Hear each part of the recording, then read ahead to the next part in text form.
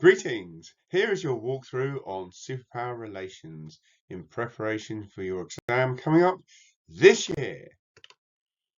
Well, of course, firstly, we need to understand the differences between the two political structures of the Soviet Union and the capitalist world in the West.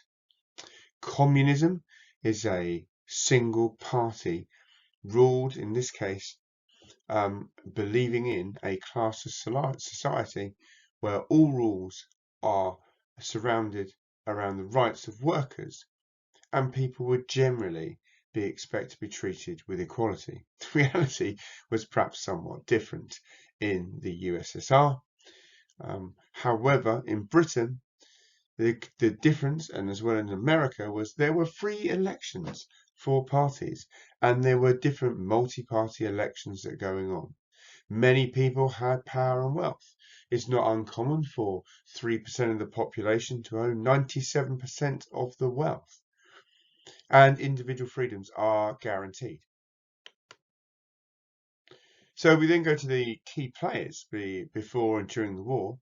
Franklin Roosevelt in America came to power in 1933, same day, same year as Hitler, and believing obviously clearly in democracy. Needed after Pearl Harbor to have an alliance to defeat Japan. So consequently perhaps wanted to keep Stalin on side and also after the war wanted to rebuild Germany. However, Winston Churchill believed somewhat differently. He was more of a hardliner, somewhat more conservative, clearly, was very suspicious of Stalin, and although wanted to rebuild Germany, had his doubts about the USSR and communism, referring to it latterly in 1946 as an Iron Curtain descending across the continent. And then, of course, you have Joseph Stalin. Some people say killing more people than, of course, Adolf Hitler in total through gulags and reprisals in his own country. He believed in a one-party state. Limitations on the rulers, on the rights of citizens, and really did not want Germany to be significantly rebuilt, wanted them to pay for the damage and the amount of Soviets that had been killed, 30 million in World War II. So during the war, there was the Tehran Conference in Yalta, and then after the war, there was a Potsdam Conference in Tehran, which is now in modern-day Iran. Britain and the USA agreed to invade France, and Stalin would declare war on Japan. Poland, in this case, would at the end of the war take land from Germany and move its borders westward. And the USSR could keep land taken from Poland in 1939, which they did at the start of the war. And then, of course, there will be the United Nations, the glimmer of the United Nations here being set up in 1943. At Tehran, it was agreed in February 45, which is in the USSR at the time, it's actually in the Ukraine now, that Germany would be split into 4 zones, that Germany would pay $20 billion in reparations, half for the Soviet Union for the amount of damage done. Each country would take reparations from their zone of control.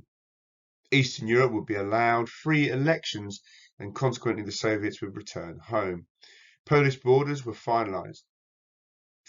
So that's February 45. However, the reality struck in towards the end of the war, obviously, when in Berlin, in Potsdam, Berlin was decided to also be split into 4 zones. It was actually, as you can see in the graphic here, it was in the sector here that is obviously Potsdam was obviously influenced massively by the dropping of the atomic bomb seen there on the screen, 1945, but clearly as well, Stalin was very suspicious at the time. More of a hardline approach from Truman, taken over from Roosevelt as well, didn't help. Clearly as well, the control of the buffer states also didn't improve Truman's mood, nor Churchill in the Western world either, when they realised that he had refused to move his troops, also rigged elections, and created the buffer zone that you see in green on the screen. And then moving on through these telegrams of world destruction, you have the cannon-long telegram from Moscow to Washington reporting Stalin wanted to destroy capitalism, and Novikov from Washington to Moscow suggesting the US wanted its own empire. Losing power in 1945 under the banner Cheer Churchill Vote Labour, Winston Churchill conducted a number of public speaking engagements, one in Fulton, Missouri, where after a long night drinking and smoking on a train with Harry S. Truman, he arrived to say from Stettin in the Baltic to Trieste in the Adriatic, an Iron Curtain had descended across this continent. Stalin strengthened his forces in the satellite states consequently, and tensions and lines of frustration and increasing distrust were formed.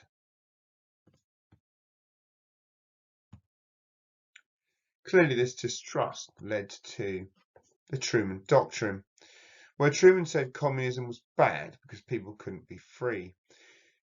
The USA wanted to contain communism, which was a change from their 1920s, 30s approach of isolationism.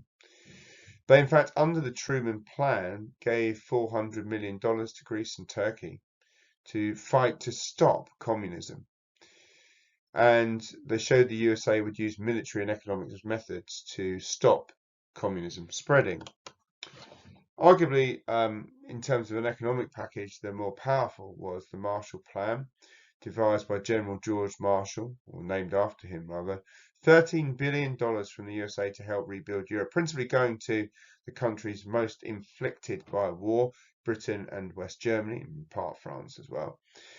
Countries consequently must trade with the USA. So Britain ended up, of course, buying things like Ford cars and things like that. There were in total 16 countries that benefited from this. In response to this, obviously, the East in the USSR came up with Cominform. This organised the communist parties in Eastern Europe, including non-communist countries. Leaders took orders from Moscow and used to get rid of any opposition to the USSR's control of the satellite states. It was a political organisation. It encouraged communist parties in the Western countries also to block Marshall aid in France and Italy, etc. But Comecon, which is clearly the economic wing of their equivalents of the Marshall Plan, criticised the Marshall Plan and it threatened communist control. They saw the Marshall Plan as dollar imperialism. The Americans were trying to buy world domination and empire. They used Comecon as an alternative to build up trade links and, importantly, economic specialization. So in your exam, you would be well placed to say economic specialization in the Ukraine would have been agriculture. Economic specialization in Hungary would be agriculture. But in Czechoslovakia, it would clearly be heavy industry. The Skoda Works, trains for the rest of the USSR and the Eastern Bloc countries were created there. And it was clearly a direct challenge to the Marshall Plan. Some questions then, which I won't dwell too much on to ensure of time, but you could have questions like give two consequences of one of the conferences, give two consequences of Truman, give a narrative account of the Soviet takeover of Eastern Europe, write a narrative account about Truman and the Marshall Plan. So just going through these, if you want to plan them now, then pause the video and we'll go through the rest now. But the first one, clearly, Tehran was the beginning of cracks in the Grand Alliance, and it obviously failed to reach any goal eventually in Eastern Europe. Whilst D-Day was agreed in 1944, the USSR was, going to engage, aiming to engage in a war in Japan, but arguably that war was finished by the atomic bomb.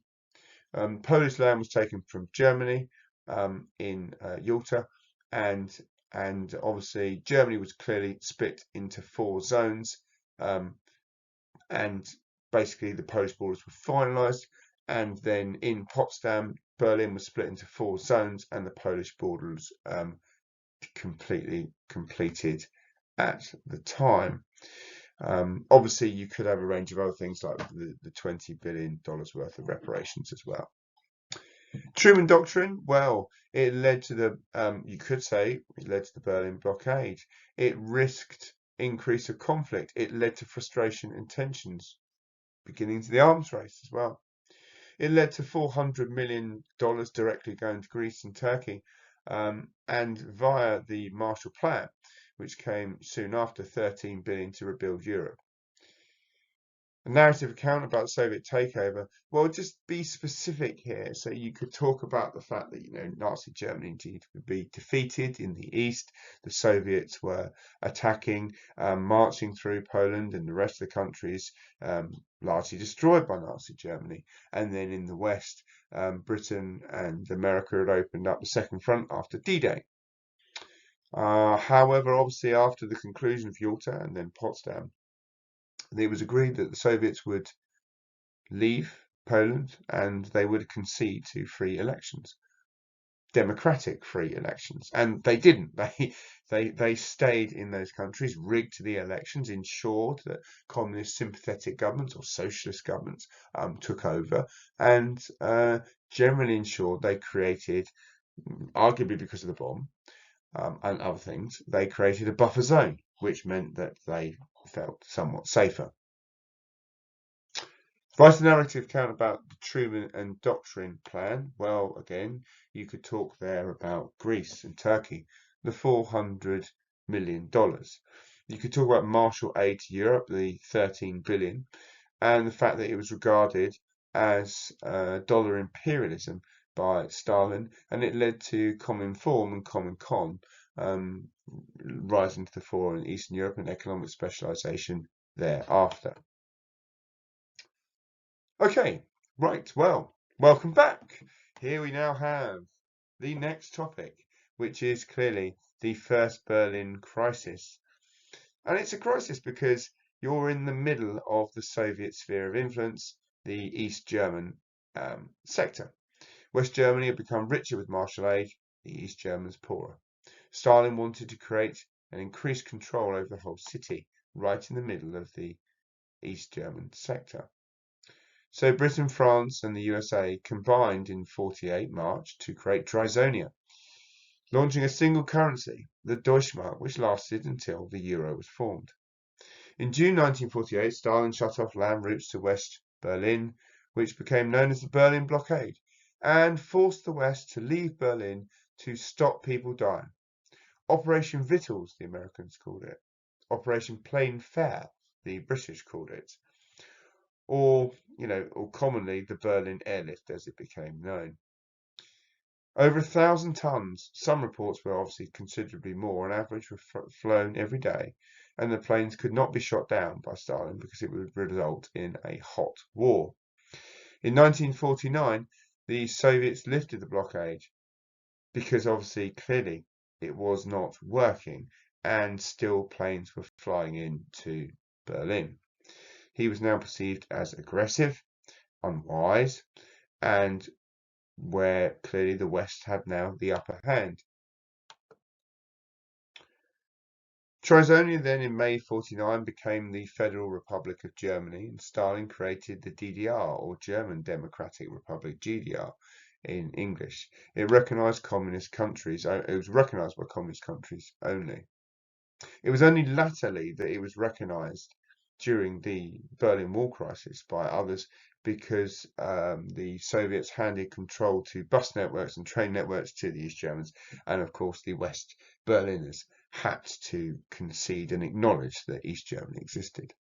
In April 1949, NATO was formed, a military alliance to challenge communism and ensure the safety of, how they put it, the Western world. And in 1955, West Germany joins NATO, and clearly then the Warsaw Pact is created in response. So this was a response, a defensive response to NATO. Clearly the arms race had started off after the war as well with the collapse of the alliance, and it went through where they developed the bomb, the Soviet Union, the USA developed the even more powerful hydrogen bomb, and then later you had obviously the first intercontinental ballistic missiles, which the Soviet Union had hold of in the late 1950s. Eisenhower became president in 1953, and he was strongly anti-communist. Stalin died and was replaced with Khrushchev in 1956, and he called for peaceful coexistence. And in a somewhat secret speech to the Commissariat, also to the Politburo in the Soviet Union, he denounced Stalin as somewhat of a despot and someone who committed crimes, and that sowed a seed later for obviously that Hungarian crisis that we need to think about, which may come up in your exam. Both sides were spending incredibly large amounts of money on nuclear weapons, so tensions grew. And here is perhaps what Imre Nagy, you see just behind me, dwelled on when the invasion of Hungary and the Hungary uprising took place. He would have caught wind of Khrushchev's speech criticizing Stalin, and maybe that was the glimmer of hope that he needed to restore the poor living standards in Hungary, to remove the Russification of society. They were led by a popular man, Rákosi, but this Hungary uprising was then really fueled by the replacement Nagy, who was encouraged by Khrushchev to take power, part of a de-Stalinization program. And as I say, perhaps encouraged by the speech of Khrushchev, Nagy proposed reforms such as freedom of speech. Nagy announced on the 1st of November that Hungary was leaving the Warsaw Pact. I don't know what Khrushchev would have thought of that. Khrushchev feared another Eastern Europe country, any one of those, would have done the same. So he obviously had to act. 1,000 tanks sent to Budapest, retaking control. Stalin's statue is removed, destroyed, killing 20,000 people in the melee of all these tanks and things. The pro-communist government was reinstalled under János Kadar. Perhaps trying to think about these names, Rákosi, Nagy, Kadar, for your exam would be useful as a note.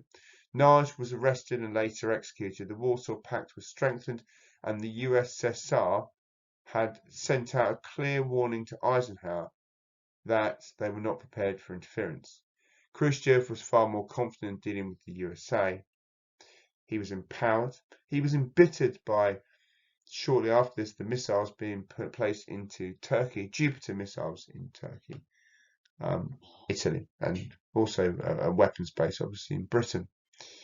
So that was a challenge for him, but one in which he felt empowered to challenge the United States on. So you could have these questions coming up in your exam. Write a narrative account about the Berlin crisis 48 to 49. And in that, you would talk about Operation Plainfare or Victuals in the USA. You would talk about perhaps arguably the creation of NATO that transpired. But clearly, you talk about it being a blockade, the 1,000 or so tons being flown in every day from Britain and from the USA. How they delivered a range of necessities and also goods for children as well, sweets and things like that. It was a propaganda victory for them and an utter failure for Stalin, who, after 11 months in May 49, rescinded. Okay, and it ended. Explain the importance of the development of the bomb. Well, of course, it alienated the USSR, especially when he found out, or hints of it, at Potsdam. It sparked clearly an arms race, which led to them developing their own bomb in 1949, and actually decreased risk of conflict with the USA because of mutually assured destruction, which it became known as, each side being too scared to invade the other. Explain why the Berlin crisis next of 48-49 was important in developing the Cold War. Well, here we can talk about increased risk of conflict, showed a permanent split in the superpowers. It also meant that where they were flying in tons and tons of supplies, it meant that these tensions were considerably boiling over in various places. So it's worth just looking at those statistics I went through for some of those other questions as well. Why was NATO important in the formulation of the superpower relations? Well, it may have been provocation for Stalin. It certainly led to the formation of the Warsaw Pact. Is it at the same time, or around the same time period as the Marshall Plan, Marshall Aid, and that was in 2 years previous. It was at the same time as Comecon, Common Form as well. So it was a time of rising tensions. Although, as a result of these big blocs getting together, it was consequently perhaps a reduced risk of serious conflict. Consequences of Hungary, well, it clearly strengthened Khrushchev's hand, would be my first one. He was very much empowered. He may have been encouraged, consequently, 2 years later to insist upon the Berlin Ultimatum. He may have been encouraged to do something to support the new revolutionaries in Cuba. But ultimately as well, it led to firmer control of all of the buffer states, Eastern Europe. The USA considered this an internal affair in the Soviet Union, preoccupied with telling Britain and France to withdraw from Suez, probably, and end their involvement. Naj was killed on the 16th of June 1958, and arguably that horrific story of him being shot, bound with barbed wire, with arms behind his back, and then thrown into a grave unceremoniously, obviously shows the extent of violence perpetrated towards people that questioned the single party state and questioned the power of the Soviets. But then we go on to the second Berlin crisis, of course, which was where you have the brain drain, teachers, doctors, nurses, engineers, all leaving, going to the West. And Khrushchev wouldn't be able to handle this. He couldn't handle this loss of skill set in his sphere of influence. So in 58, he issued, as I said in the previous slide, the Berlin Ultimatum, demanding that the West leave in 6 months and Berlin should become a free city, or he would take control. The summit meetings were held to avoid war. First in Geneva, without the presidential involvement and chairman Khrushchev. No agreement was really reached, but they obviously were compelled to have another one. And then they got down to Camp David, the presidential retreat in Maryland, where the Soviets agreed to withdraw the ultimatum, and there was some more friendliness. However, Eisenhower didn't play his best hand in Paris when Gary Powers was shot down over Ekaterinburg in Russia, and he said, "Oh, there's a weather balloon." It wasn't really, was it? It was a spy plane. Khrushchev stormed out after announcing to the world that he captured this spy plane, and they even had the photographs to prove what they were doing. In Vienna, obviously, the Berlin Ultimatum was reasserted, and JFK was somewhat inexperienced. Denouncing the plan of the invasion of the Bay of Pigs at the time was probably a political blunder, some people felt later. Perhaps it concluded with Khrushchev thinking he was easy to push around, perhaps ultimately leading to conflict in Cuba, or near conflict in Cuba, I should say. But then to stop this brain drain, and a wall is better than a war, on the 12th of August 1961, the barbed wire was erected overnight. This later became a 165-kilometre concrete wall. Overnight, the tubes stopped. People got out of the U-Bahns, as they were, underground stations, etc., and had to walk with the lines cut and the power cut to the nearest exit. Some people on the Sunday couldn't go to church because it was on the other side of the barbed wire. So then the lines were drawn for the next 28, 29 years. Overall, one consequence was 130 people were killed, but it stopped the brain drain and it stopped the problem. It was then a centre of espionage throughout the rest of the Cold War, and a centre of propaganda where Kennedy made his Ich bin ein Berliner speech in '63. Some questions about these sorts of things. 2 consequences of the war, 2 consequences of the Cuban Missile Crisis, which, sorry, we'll cover in a second, and then the Berlin Crisis of '61. Well, two consequences of this construction of the wall: it highlighted the failures of dialogue between the superpowers. It increased the conflict, especially around places like Checkpoint Charlie when people were trying to tunnel through or jump over with pole vaults. It clearly stopped the brain drain. It created distrust. It formulated a response at the summits as well, and you'll need to mention some of those. You remember Camp David, remember Paris, Gary Powers, remember Khrushchev storming out, and then remember obviously the last, Vienna, as well. Two consequences of the Cuban Missile Crisis we'll look at in a short moment. The Prague Spring we'll also look at in a short moment, and then write a narrative account about the Berlin crisis. Beginning, middle, and end is, of course, brain drain, Berlin ultimatum, conferences, okay. Mentioning some by name would be great. So, talk about Paris, talk about the previous one in Camp David, the handshake, Paris, Gary Powers, and then go on to Vienna, reassertion of the Berlin ultimatum, and then the wall going up 165 kilometers. Right, my personal favorite.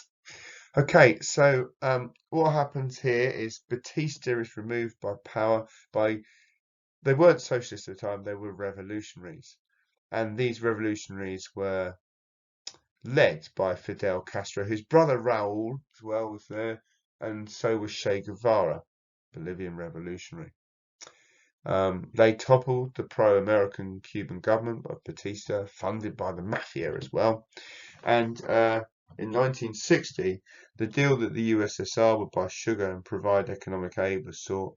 There was a secrets clause at this time just supplying small arms and surface-to-air SAM missiles to defend Cuba from what they felt was an imminent capitalist or American attack. Cuba being only 145 kilometers from Miami. Around 1960 as well, there was the conference at the United Nations when our man Castro spoke for 4.5 hours, the longest speech in UN history. He also had an argument with the Americans there about where he would stay. He distrusted and disliked the fact that the Cuban people had to pay $20,000 a night, and he said the Cubans can't pay this. We've brought our hammocks, he said. We're staying in Central Park to embarrass you. Find me a decent hotel. And they didn't, of course. So he found his own. The Hotel Teresa in Harlem to highlight the inequalities of American society and racism. There he met, in that African American community, people like Malcolm X and Khrushchev as well, where they did their famous bear hug and signed off on things like the sugar deals. And it sowed the seed for Khrushchev thinking, oh, know what, this bloke might be someone we can do business with and trade more than sugar with. Would he like some nuclear weapons? That would deal with our problem of a shortfall of ICBMs, because we have a lot of medium range SS-40 missiles to install in Cuba. In April 61, JFK was obviously now president, but he enacted under La Brigada 2506 the invasion of the Bay of Pigs, which was Eisenhower's plan. All the Cuban exiles, those people seeking to overthrow the revolution, were captured or killed. $50 million in ransom money had to be paid in medical supplies by the American government to release them. Kennedy looked a bit of a wally, to be quite honest, and Castro knew the attack was coming and so repelled it with 20,000 revolutionaries. The failure was embarrassing for the JFK, and Khrushchev and Castro clearly became much, much closer. And then Khrushchev sent emissaries and ambassadors there to say, oh, would you actually be interested in having nuclear weapons in your territory to repel Americans? Thinking that they would, of course, say no. And it was, of course, the Cubans that said, yes, Castro, we would love that. His ego was really strong at this point. At this point, he was dubbed the maximum leader, not a mild title you give yourself. JFK warned Khrushchev that he would not use Cuba as a missile base, and Khrushchev promised he would not. An interesting note. But then, shock horror, on the 14th of October 1962, after the Bay of Pigs, the U-2 spy planes took pictures of nuclear weapons in Cuba. The executive committee, or ExCom, was formed by the two Kennedy brothers, and there were various people: his speechwriter Ted Sorensen, Mac Bundy, a more aggressive person who wanted to find some of them wanted a more nuclear solution to invade or bomb these sites.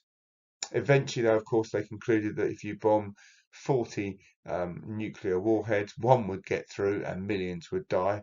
On conservative estimates, it would mean if they launched an attack, 80 million Americans would die.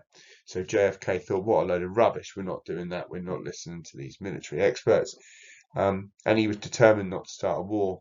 So launched the 13 Days, as written actually in a famous book by his brother, Robert Kennedy.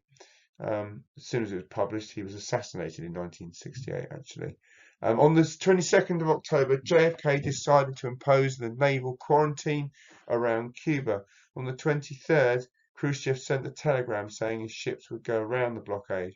24th, he insisted that they would use nuclear weapons in the event of war. However, they blinked and the ships turned around the following day.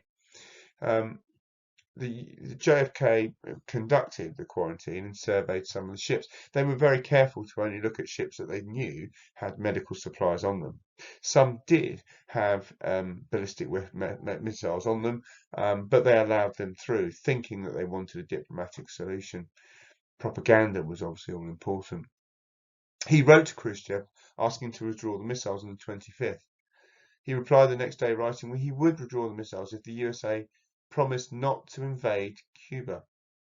Here was Khrushchev's major mistake, because 2 days later, after serious discussions with Soviet experts in the Politburo, he said, well, I want more than that now. I actually want you to remove your missiles from Turkey, which I'm frustrated about. And JFK accepted the first and ignored the second. This ultimately, of course, led to Khrushchev's dismissal in 1964.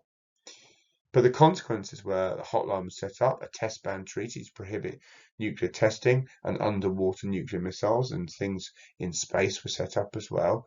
So it reduced tensions and arguably sowed the seed of the beginning of détente. Kennedy, roles reversed now, was seen as a great leader. He looked as he brought the world back from the brink of war. So he was an important world leader from now on. Certainly détente as well was the beginnings or the seeds of it were really in 1968. Here we can see the invasion of Afghanistan. The invasion of Czechoslovakia. Now, Czechoslovakia was very different, and you need to make sure that you haven't confused Hungary and the Czechoslovakian or the Prague Spring. Czechs were unhappy because of poor living standards. That's similar, but that's it. They were led by Dubček, who was elected their leader. Well, I say elected, I mean elected by the Communist Party. The USSR trusted that he would improve things. However, he called for socialism with a happy face and introduced reforms. The Prague Spring, including the free press, free trade with the West, and eventual multi-party elections. The USSR worried that other countries would want freedoms. Brezhnev ordered that other Warsaw Pact countries to place their troops into Czechoslovakia to scare Dubček.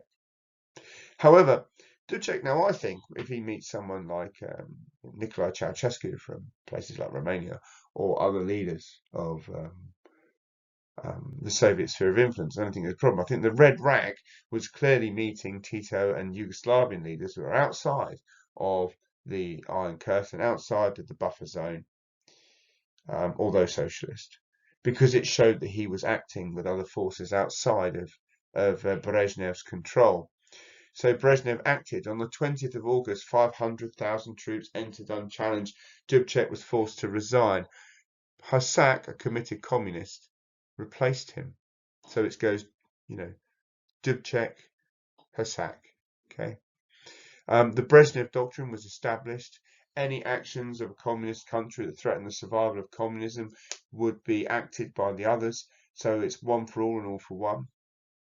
The USA was preoccupied by Southeast China and the Vietnamese War, so they didn't get involved. And rivalry increased between the USSR and Communist China, who saw this as somewhat aggressive. Communist parties in Italy and France distanced themselves clearly from what was going on, and the amount of people that had entered aggressively Prague. Okay, so if you get questions like these, then it's worth just pausing and planning and going through. Narrative account of Cuba. Please start off with 1959 and the Cuban Revolution. You can then go on to talk about the Bay of Pigs, which is your second paragraph, and your second paragraph will need to include details like Brigadier 2506, okay, and the fact that they were captured, some killed, and then the ransom money as I went through earlier. In your planning, you need to talk about the 13 days, the Cuban Missile Crisis of 62 as well, and the detail you'll find in that in previous slides. Right, moving on. Explain why the Berlin crisis of 58-61 was important. Well, it obviously created a huge brain drain and a huge threat and tensions for Khrushchev. It split therefore the superpowers. It highlighted the extent of spying being really important now on both sides. Explain why the Berlin crisis wasn't important for superpower relations. Well, it clearly supported the conferences that we've looked at there to try and support world peace. It was made tensions higher because of Gary Powers. The Berlin Ultimatum should be mentioned in there as well. The development of the Cold War as a result of the Cuban Missile Crisis, though, in the 13 days was clearly it led to the beginning of detente. It was the closest the world had ever come to nuclear war. They needed to have far more nuclear safeguards on things like submarines, which they had afterwards. And also it led to negotiations even with African countries, where ambassadors from America would go over to make sure, look, we can't have any planes flying from Russia to your country and then on to Cuba. You've got to stop that, and in response we'll give you aid and support and grants for rebuilding. So there was that, and obviously there was the hotline and the non-nuclear proliferation treaty as well. Explain why the Prague Spring was an important factor in superpower relations. Well, Prague Spring obviously didn't end detente, and it warned the US that Brezhnev was more hardline than perhaps they feared. Although many less people died, Brezhnev was a hardliner, and he insisted that all those countries remained in the Warsaw Pact. Right, okay then. So on to detente in the 1970s. And it was often said that only Nixon, as a Republican, could go to China because he was so distanced from any form of liberal socialism or communism. Obviously, to the left of him would have stood Republican parties, and you would have perhaps have thought that a Republican would go to China or Communist Russia, but it was him that created detente. Okay, French for relax. First, you had strategic arms limitations, SALT 1. The detail is there, so I'll pause this and just make a note of those 100 ABMs. And then the interim treaty restricted the number of ICBMs and SLBMs until 77. And there were steps to avoid nuclear war agreed. SALT 1, though, did not cover future developments, and countries still owned enough weapons to destroy the world and enemies worlds over. It didn't cover multi-entry, re-entry vehicles from the sky, which is far more dangerous than any ICBM. So it did lead to perhaps some people think about lack of trust. But Nixon then, after Brezhnev's visit to Washington, visited Moscow, and then in 75 that was all good. There was a handshake in space, and then you had the Helsinki Accords. Basket 1, security. Basket 2, cooperation. Basket 3, human rights, which is a problem for Brezhnev, but he said to his Politburo, it's only a piece of paper, chaps. Just don't worry about it. We've got peace. We can now spend our money on other things, because obviously there was a spending crisis there. The Americans needed it because of obviously the civil rights crisis in America. What did Brezhnev spend it on though? Model towns like Pripyat, which was right next to a famous power plant called Chernobyl. And there was obviously a scientific gap, and there was a real danger they didn't know at the time. But that was what they sort of spent that on, trying to compete with the West. This was the high point of détente. There were Helsinki groups going around inspecting some of these missile silos and things, and making sure that both sides would upheld their part of the deal. And obviously, with various issues and machinations around Nixon and the Watergate scandal, if you wanted to read up on that, he left office and was replaced. And then his replacement, Gerald Ford, lost that election to Jimmy Carter, a Democrat. And soon after, he began increasing military spending and announced the Carter Doctrine, which was any threat to the Persian Gulf interest was a threat to us in the United States. He started also looking at SALT II, restricting missile launches and strategic bombers until '85. However, this was cancelled because of the invasion of Afghanistan and the socialist or communist takeover of Afghanistan in 1978, through to the Soviet Union's invasion in '79, which leads to the Second Cold War, which we'll look at next. Amin was the man that took over in the Communist Party in Afghanistan, and he was dependent on Soviet aid. Brezhnev decided to invade on the 24th of December '79. 50,000 troops were entered. Amin was assassinated 3 days later by special forces, and Kemal took over.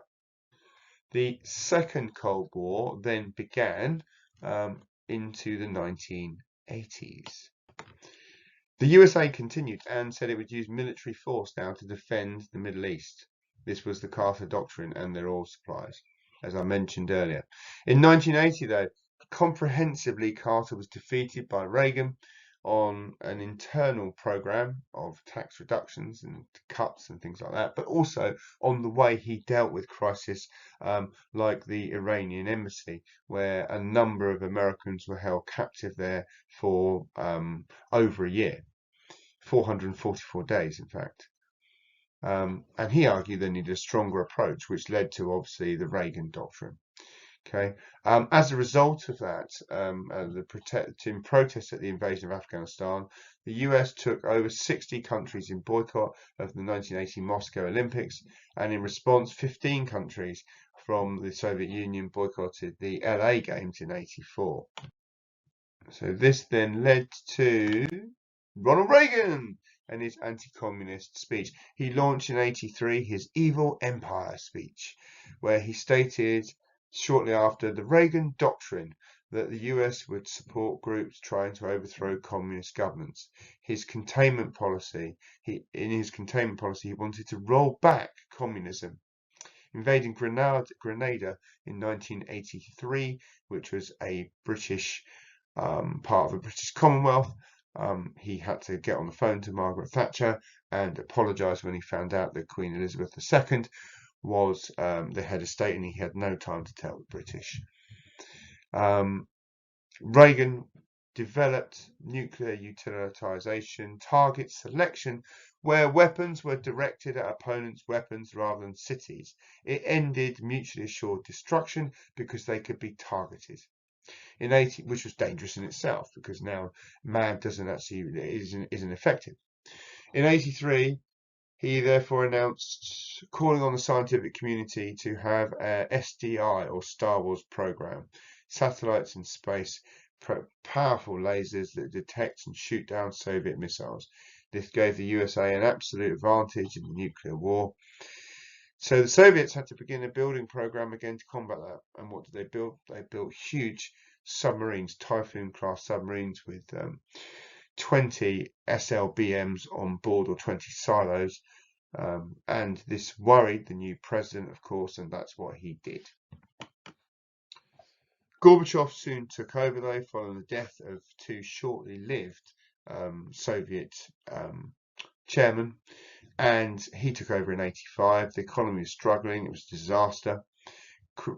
Gorbachev wanted to reform communism. New thinking was launched, perestroika, reforming features of capitalism, and glasnost, open and less corrupt. The only way I can remember which ones here are economic is perestroika has got the E's in it for economic, and then glasnost hasn't, and that's the political one.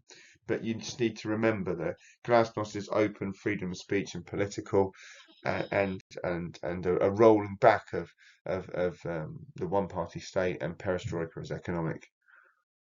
It ended, of course, the Brezhnev Doctrine as well, and it also underlined the fact that Warsaw Pact countries were no longer a concern substantially of Russia.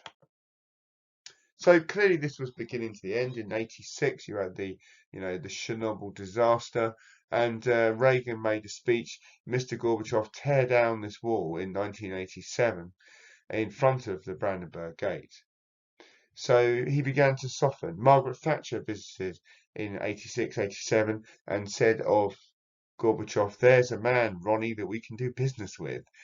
And the arms limitations talks consequently began. In December 87, the Intermediate Range Nuclear Force Treaty abolished land-based missiles with a range of 5,500 kilometers. And in 1988, Gorbachev announced a reduction in Warsaw Pact troops. In 89, this was the beginning of the end, where Hungary took down the fence on the border of East Germany, and the East Germans fled to Austria through Hungary. Demonstrations took place. The East German government was opening up the border, and the Berlin Wall was consequently dismantled on that date. With great emotion chipping off of the wall, the Cold War was effectively coming to an end. And it led to, clearly, with the new president, Reagan has now left office, George Bush, in Malta 89, Gorbachev met and was seen as a marking totally of the end of the Cold War. Military cooperation between Warsaw Pact members ended in July 90. Germany was formally reunited on the 3rd of October 1990, and communist governments fell across Europe. Every single Pact country chose to abandon communism and go and turn to capitalism in various and varying speeds. Some with shock therapy, like Poland, had to have it all immediately. Some a bit slower, like Hungary. The loss of control of satellite states contributed to Gorbachev's loss of power, and he had to resign on, I think it was Boxing Day of 1991. His position became worse when Baltic states of Latvia, Lithuania, Estonia all declared themselves independent. August 91, communist hardliners staged a coup against Gorbachev, but he still had support in Russia. They formed the Commonwealth of Independent States, but he resigned, as I said, on around Boxing Day, Christmas Day, December 1991, and then Boxing Day was definitely the formal collapse and breakup of the Soviet Union. Questions you may receive on this topic: two consequences of Afghanistan. Well, it led to really ultimately the collapse of the communist and the Warsaw Pact, the USSR, end of the Cold War. War continued in Afghan until 88. Two consequences, well, from that morphed and grew stronger the Mujahideen through this proxy war where they were fighting with American supplies, which led to the creation, I suppose, of splinter groups of ISIS and Al Qaeda. So there are various consequences there. Gorbachev's new thinking led to perestroika and glasnost, glasnost being the political one. It also led to the collapse of communism. It also led to the need for summits, for example, Reykjavik and other ones as well, and spending reductions as well, and an end really to the Second Cold War. SDI led to, obviously, hardline response, the Second Cold War, showed the USSR could not keep pace, and the USSR could not compete. So developed SLBMs and, as I said, Typhoon-class submarines as a result. This next one's probably one of the easiest questions that you'll receive, and it's come up, so you might get in a different guise, détente, but obviously you have SALT 1, the reduction of ballistic missiles. You have Brezhnev going to Washington. You have 74. You have Nixon going to Moscow. You have the handshake in space, the Apollo-Soyuz mission. You have the Helsinki groups and Helsinki Accords of Cooperation, Security and Human Rights, the buckets, or the baskets rather, which Brezhnev said was a piece of paper only. And then you have the end, which cancelled SALT 2 and the reduction in strategic bombers of the invasion of Afghanistan. Narrative account of the events of, well, it was the takeover, communist takeover of the Min, supported by the USSR. And then he wanted to start talking to the USA and others. That wasn't appreciated. So the Soviet forces rolled in. He was assassinated. And then Kemal took over. And then you have an ongoing war between the Soviets and in there and the Mujahideen fighting what they called a just war. Narrative account of the Second Cold War. Well, I talk about the beginning there of the invasion of Afghanistan. You could mention there as well the Carter Doctrine, because it's starting hot up, linking into his loss of power, Reagan taking over, the launch of the Second Cold War, the launch of the Reagan Doctrine and being anti-communist, SDI, the arms race again, the increase of military spending, 14% under Carter, the Olympic boycotts of 80 in Moscow and 84 in the Olympic Games in LA. Various things, narrative account about the Second Cold War could include the evil empire speech as well. Okay, so that's quite clear. One of the consequences, though, of course, if you were to get that, I'm just going to flash up these questions on the board. Obviously, the most important thing with all of these questions is that you talk about explain the importance of tensions going up or down, or maybe for some of the questions, Second Cold War, tensions will go up to a certain point, then you'll get this, Chernobyl disaster, 86, tensions will go down, new thinking, Gorbachev, etc., perestroika, glasnost. Okay, so I'm not going to go through all of those. The answers are there on the board for you to see. However, now it's really to look at and think about, you've got to now own this. You've got to give 100% in the exam. You've got to make sure you don't blink. Think it, plan it in the exam, write it in the exam, and you'll get there. You just got to keep your head down, work till the end. And once you work till the end, you will have a fantastic set of results. Right, I wish you all the best of luck. I hope you found that useful. Thanks very much.